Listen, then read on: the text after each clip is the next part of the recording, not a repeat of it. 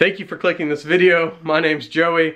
I run Rose City Reptiles, and today I'm going to show you how to mix the perfect substrate for your tegus. So if you're curious on how to do that and want to know the best substrate to use, stay tuned for the entire video so you can see us from start to finish, exactly how we mix it and put it in our enclosure.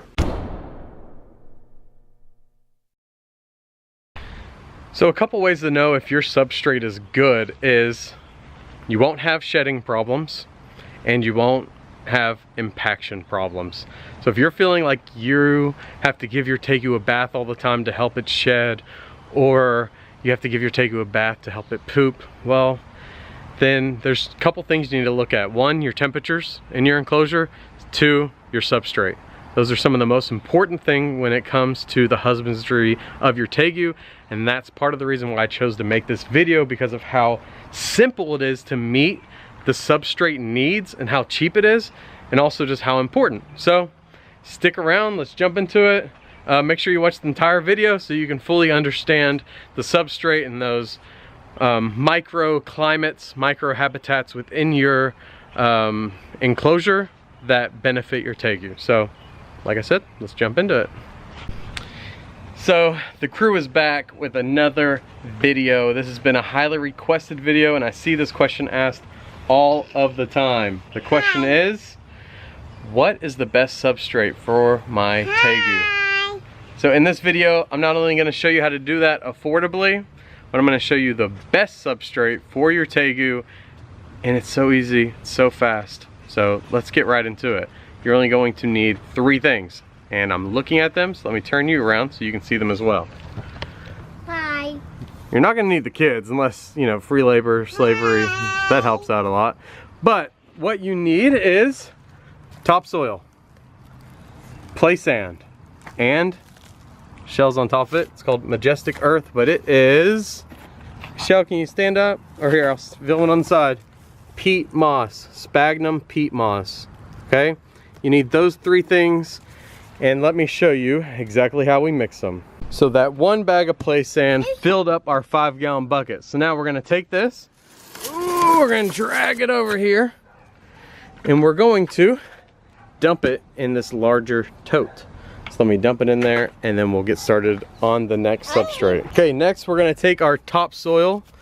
Topsoil, this is cheap, it's $1.57 a bag, $1.57 at my local Lowe's. So I'm gonna take that, I'm gonna fill up a bucket. I'm not sure, it might take 1 or 2, might take more bags.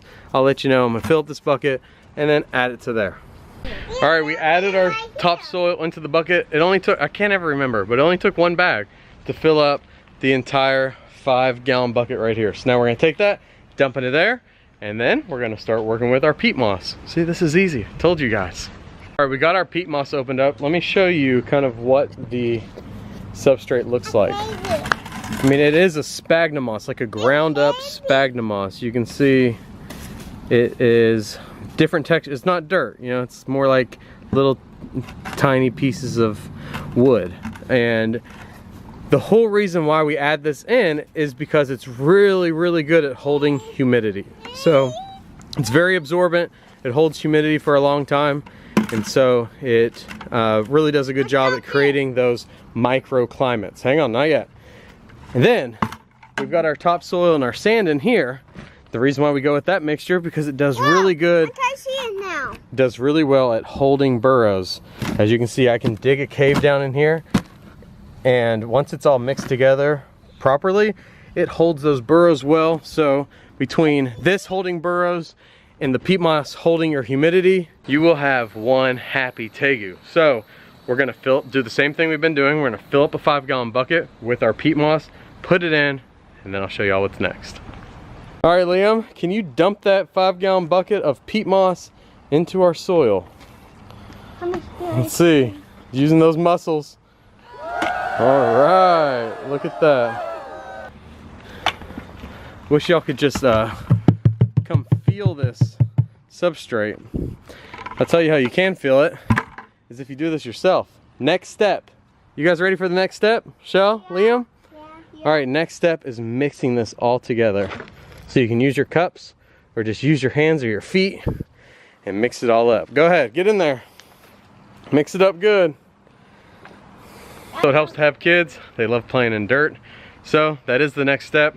We've got our 3 components in a container together. Now we just mix it up really well, and then we'll add it to the enclosure. So stay tuned. The very last step is coming up. All right, so we're all mixed up. Liam's done a great job of burying his legs. Yeah. Michelle's buried her feet.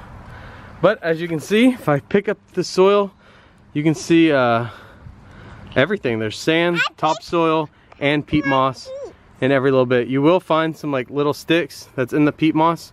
I just take them and chunk them out. It's really heavy.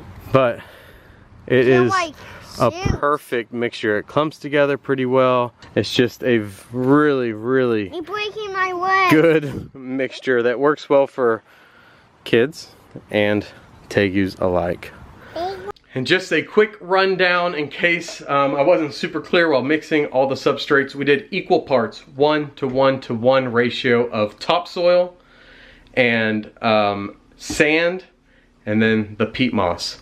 So equal parts, 1:1:1 of those 3 different substrates makes the perfect soil for your tegus, and lots of other reptiles thrive in this as well. We use it for many different things, and we've used it for a long time. It works well. So go out, switch your tegus over to this if you need to, or if you're getting a new tegu or buying one from us, this is what we use, and it works perfectly. So we've got the soil completely mixed up as I showed you outside. So now I'm going to show you kind of what we raise our baby tegus in, because that's what we got the soil ready for, because we got babies coming.